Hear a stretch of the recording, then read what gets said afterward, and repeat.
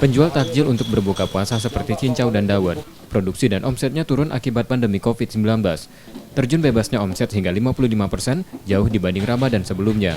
Usaha takjil yang dibuka sejak 1972 ini kini harus mengurangi produksi dari biasanya.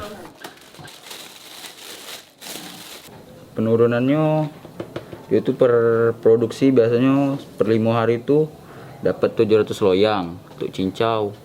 Kalau dawet sekitaran 50 ember untuk tahun 2019. Tahun ini per 5 harinya untuk cincau 400 loyang. Kalau untuk dawet 30 ember. Kurangnya pembeli diperparah bahan baku pembuatan cincau dan dawet makin sulit didapat, yang memaksa pedagang menaikkan harga jualnya.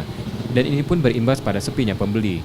Namun pedagang mencoba tetap bertahan dan tetap menjual takjil selama Ramadan di tengah pandemi saat ini. Muklas Diferensial, Kompas TV, Palembang.